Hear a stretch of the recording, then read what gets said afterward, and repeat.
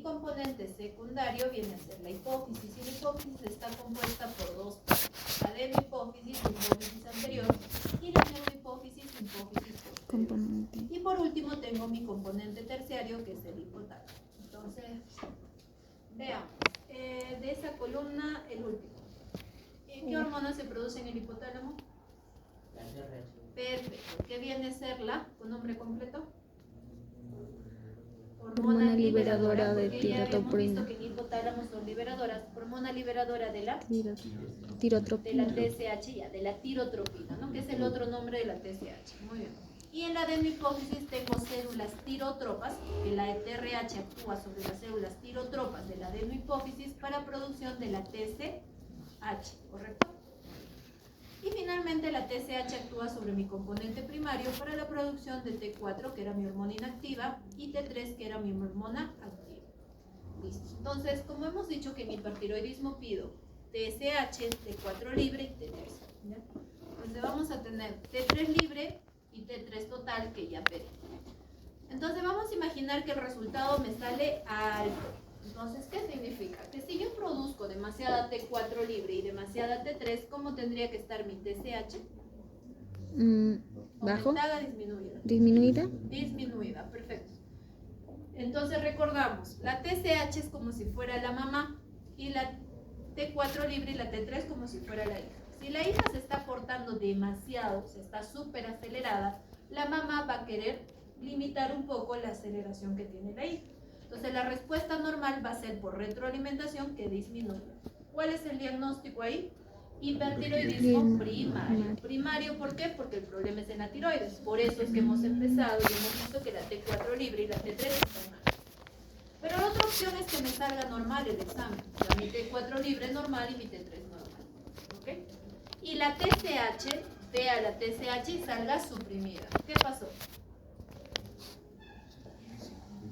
Le digo a los pacientes que es como si tu tiroides se acelerara un poquito, pero que no se ve representado en el laboratorio.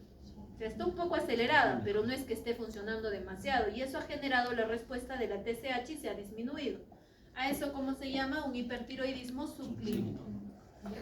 Entonces, el primero es un hipertiroidismo primario, el segundo sería un subclínico. Entonces, ¿quién es mandatorio en el subclínico? La T4 libre y la T3, que te tiene que salir normal, ¿no? Si esa no está normal, no es subclínico, ¿no? Por ninguna parte podría ser subclínico. Y finalmente, si está alta y ustedes ven que la TSH también está alta, ¿cuál es el diagnóstico? El de la columna, el último, el primero. De esa primera columna, el primero. ¿Cuál es el diagnóstico? T4 libre alta y T3 alta y TSH alta. Secundario, porque el problema viene a ser en la hipófisis. Perfecto. ¿Qué crees que puede estar pasando en la hipófisis para que produzca demasiada TSH? Un tumor, perfecto. Un tumor productor de TSH, ¿correcto? Que sería un adenoma tirotropo. Un adenoma tirotropo. Perfecto, muy bien. ¿Dudas hasta ahí? En realidad no hay mucho que filosofar, es súper sencillo, ¿no? Pero tendrían que practicar con los perfiles bioquímicos que van a ver en la práctica. ¿Por qué? Porque aquí se entiende súper bien. Cuando les preguntan en las hojas ya con los valores, ya se perdieron. Entonces, ¿qué es lo que pasa? Es de que esto que he hecho yo, la gráfica que he hecho aquí, tiene que ser la mental, pues, ¿no? O sea, si mi T4 libre y mi T3 está alta, el problema es primario. Entonces, este ahí tiene la parte inicial del diagnóstico, ¿no? O por lo menos el apellido del diagnóstico. Entonces tenemos hipertiroidismo primario, subclínico, y el otro era el hipertiroidismo secundario, ¿no? Entonces, si mi hipertiroidismo es primario, subclínico, mi problema es en la tiroides. Por ende, tengo tres causas de hipertiroidismo primario y subclínico: enfermedad de Graves-Basedow, bocio multinodular tóxico y adenoma tóxico. Para diferenciarlos, ¿qué necesito? Ecografía tiroidea. Si en mi ecografía encuentro un nódulo, puede ser un adenoma tóxico. Si en mi ecografía encuentro un bocio, o sea, un crecimiento de toda la tiroides con múltiples nódulos, puede ser un bocio multinodular tóxico la causa. Y si encuentro solo un bocio, puede ser una enfermedad de Graves-Basedow. O sea, solo con la ecografía podría distinguir las posibles causas del hipertiroidismo. Pero mi sospecha es alta para enfermedad de Graves. ¿Qué marcador vamos a pedir? T6. No se pide anti-TPO y antitiroglobulina, que los he escuchado y los he visto un montón en diferentes especialidades solicitables. Doctora, pero si yo tengo un nódulo, entonces ¿cómo sé si el nódulo funciona o no funciona? Con la gammagrafía tiroidea. La gammagrafía tiroidea es un examen adicional que me permite valorar la funcionalidad de un nódulo, ¿ya? Está contraindicado en gestantes y en mujeres que están dando la lactancia. Así se ve una gammagrafía de la enfermedad de Graves. ¿Qué es lo que ve? Una captación del radiofármaco, porque se hace con radiofármaco la gammagrafía de forma difusa. Eso es lo que hemos visto, ¿no? Una captación en forma de silueta de la tiroides, una captación difusa del radiofármaco. ¿Qué es lo que vemos ahí? Doctora, yo no veo la silueta, no veo bolitas, ¿no? Un nódulo autónomo en el lóbulo derecho y un autónomo en el lóbulo izquierdo. O sea, esto es compatible con un adenoma tóxico. El nódulo ha captado todo el radiofármaco y ha hecho de que la silueta desaparezca. Se llama consustracción total de la silueta de la tiroides, ¿no? Entonces, ¿esto en qué caso se da? En adenomas tóxicos. Y aquí un montón de bolitas pintadas de color negro. Es un bocio multinodular tóxico según la gammagrafía tiroidea. Entonces, finalmente, lo importante para ustedes es que la gammagrafía nos permite distinguir o confirmar la causa del hipertiroidismo. Pero en su caso, en el primer nivel de atención, con que sospechen el hipertiroidismo, por ahí si viene con resultados ya pueden acercarse a un diagnóstico y lo refieran, más que suficiente, ¿no? Y si tiene criterios para tormenta tiroidea, ya no van a esperar referirlos por consultorio. Tiene que ser inmediato por emergencia, ¿no? Porque pone en riesgo la vida del paciente. ¿Cuál es el tratamiento adecuado del hipertiroidismo? Tratamiento farmacológico. Y ese es el otro mensaje que tienen que llevar al primer nivel de atención, porque los pacientes van a venir y te van a decir, doctor o doctora, quiero que me mande al cirujano de cabeza y cuello porque quiero que me saquen mi tiroides, ¿ya? Porque la solución más sencilla para un paciente, ¿cuál es? ¿Tomar medicamento? Probablemente sea que le quieren que le saquen la tiroides, ¿no? Por ahí llega un cirujano de cabeza y cuello que relativamente no valora la parte clínica o médica, y finalmente terminan así, llegando a una tiroidectomía. ¿Qué pasa? Que después, aparte de sacarle la tiroides, le sacan sus paratiroides y los pacientes hacen hipocalcemias marcadas después de la resección de la tiroides. Y luego viene el endocrino y te dice, ay doctora, si yo hubiera sabido que me iban a sacar mis paratiroides, nunca me hubiera operado. O si hubiera sabido que me iban a lesionar mi nervio laringio recurrente, porque obviamente toda operación genera riesgo, ¿no? Entonces, relativamente es por ello que a veces es importante instruir al paciente que el tratamiento quirúrgico no es la elección en pacientes con hipertiroidismo. ¿Cuál es la elección? Tratamiento farmacológico, ¿ya?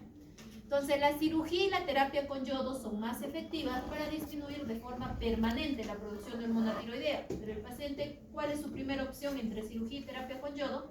La terapia con yodo revertible. O sea, si yo quiero ofrecerle un tratamiento definitivo a mi paciente, es terapia con yodo primero. Doctora Percy, está contraindicada la terapia con yodo, ya buscaremos otras opciones, ¿no? ¿Qué tal está embarazada la paciente? No le puedo dar terapia con yodo. Y encima, doctora, me hizo un evento adverso muy severo al tiamazol. No puedo usar tiamazol. Ya, pues ahí cambia el escenario, ¿no? ¿Ya? Entonces, la dosis de los medicamentos que vamos a usar es beta bloqueador en los hipertiroideos y tionamidas, que es el tiamazol. El beta bloqueador que más usamos y de elección es el propranolol, ¿ya? ¿Por qué el propranolol? Porque bloquea la conversión de T4 a T3. O sea, aparte de la respuesta adrenérgica, controlarla y evita el bloqueo de esta, evita la conversión de T4 a T3 en dosis altas, ¿ya? ¿Puedo usar metoprolol, nadolol, esmolol, atenolol? Podría ser, ¿no? Pero lo que vamos a tener en el hospital es nuestro primer nivel de atención, que es propranolol. Entonces, al menos de que estuviera contraindicado, ¿no? Y el tiamazol también igual es necesario en el tratamiento, ¿no? Si es pequeño el bocio, tenemos la dosis de 5 a 10 miligramos una vez al día. Si la T4 libre está aumentada 1.5 a 2 veces el límite superior normal, puedo dar una dosis más alta, de 10 a 20 miligramos al día. Y si tengo pacientes con bocio muy grandes, puedo que la T4 libre esté entre 2 a 3 veces el límite superior normal, puedo comenzar con 20 a 40 miligramos de día de tiamazol, pero nunca se olviden de su propranolol. El paciente te va a agradecer con el propranolol porque en los primeros días que ya va tomando se va a sentir muchísimo mejor, ¿no? Imagínate una frecuencia en 120 y toda la aceleración que tienen los hipertiroides, ¿no? Porque son pacientes que al mes ya nos vemos súper bien, ¿no? Súper bien. En el caso de la tormenta tiroidea, habíamos visto que era una emergencia endocrinológica, ¿no? Ahí cambia el escenario porque tenemos que aplicar nuestra escala de Borchy-Wartowski para ver si estamos en tormenta o no. ¿Y por qué es importante saber que si estamos en tormenta o no? Por la la tasa de mortalidad que se refieren ahí. O sea, un paciente con tormenta no diagnosticado puede fallecer, ¿no? En el 10 al 30% de los casos. Entonces, imaginemos que ustedes van a ser residentes, la mitad va a ser residente de especialidades quirúrgicas y la otra mitad de clínicos y ninguno va a ser endocrino. Llegaron a su primer año de la residencia, todos van a ser guardias, y en su guardia les llega un paciente con sospecha de tormenta tiroidea que nadie se fijó que tenía tormenta tiroidea probable. En 24 horas tu paciente tiene alta tasa de mortalidad. Por ende, es una patología que no pueden obviar, ¿no? Es como no identificar una crisis hiperglicémica o una crisis adrenal habiendo pasado por rotación de endocrinología o habiendo llevado a la teoría de endocrino, ¿ok? Porque son las patologías y complicaciones que ponen en riesgo de vida al paciente. Y ya he tenido un montón de pacientes que han venido a la emergencia por varias ocasiones y que a nadie se les ocurrió una crisis adrenal. Por más que te decía el paciente todos sus síntomas y estaba todas las alteraciones bioquímicas también, ¿bien? Entonces, tormenta es una de las emergencias que no se les puede olvidar. ¿Qué pacientes van a hacer tormenta tiroidea? Sería fácil, ¿no, doctora? Mi paciente viene y me dice, doctor o doctor, está en emergencia y te dice, te hace 10 meses tengo diagnóstico de hipertiroidismo, usaba Diamazol 20 en la mañana y 20 en la noche, a las 8 de la mañana y 8 de la noche, y hace una semana, doctor, me olvidé de tomar mi pastilla y estoy con molestias urinarias. Y está con palpitaciones, frecuencia cardíaca en 140, está haciendo fiebre, está ictérica y está con náuseas. Ahí es fácil identificar una tormenta tiroidea, ¿no? Te he dicho que es hipertiroidea, suspendido medicación, probablemente tiene una infección del tracto urinario, hay factor desencadenante, falta de adherencia al tratamiento, o sea, es más sencillo. Pero si viene una paciente con lo mismo, que no tiene el antecedente, se te va a hacer más complicado. Por eso es importante que no olviden los síntomas de inicio, ¿no? Porque los factores desencadenantes son esos dos: falta de adherencia al tratamiento y cualquier proceso infeccioso que tu paciente pueda cursar. Un traumatismo también, como esta paciente que les conté, ¿no? Es una señora de 62 años de edad que se cae y se fractura. La señora ya tenía el cuadro clínico previo, ¿no? Simplemente que nunca vino al médico, ninguno se dio cuenta. Tiene un esoftalmo bien marcado que nadie se percató. Bocio y güerito. Y la señora ya entró con tormenta tiroidea, pero porque el que lo evaluó al inicio no valoró la tormenta y solo se enfocó en la caída y en la fractura, lo hospitalizaron en traumatología. Entonces, una tormenta en traumatología, no, primero tendrían que solucionar la tormenta tiroidea, ¿no? ¿Quién la va a operar con toda la tormenta? Imagínense el riesgo, ¿no? Si de por sí ya la tasa de mortalidad, ¿no? Entonces, esta es la escala de Borchy-Wartowski para valorar si te estamos frente a una tormenta tiroidea o no. Entonces, por eso les decía que para esto, si hay calculadoras en los celulares, descárguense el aplicativo, no lo borren hasta que ya sean especialistas y ya estén específicos y trabajando en una especialidad muy específica, ¿no? Si van a ser neurocirujanos, no sé. Tendrían que recordarlo, pero ya obviamente ustedes no lo van a solucionar, ¿no? Por allá, si voy a ser cirujano de tórax y cardiovascular, tampoco, ¿correcto? Si voy a ser cirujano plástico, bueno, por lo menos la noción voy a tener que tener, ¿no? Porque estos pacientes son los pacientes que a veces los quieren operar. Si voy a ser cirujano, por ejemplo, por allá, también tengo que tener la noción, porque yo he tenido pacientes que han entrado con coma mixedematoso a sala de operaciones, porque se les pasó un coma, se les pasó una tormenta. Entonces, relativamente, idealmente tenemos que básicamente todos recordarlo, ¿no? Temperatura, los puntajes, ya ustedes lo ven por ahí. Por ejemplo, vamos a poner que tenemos una paciente mujer de 24 años de edad que acude a la emergencia con trastorno de conciencia, ¿correcto?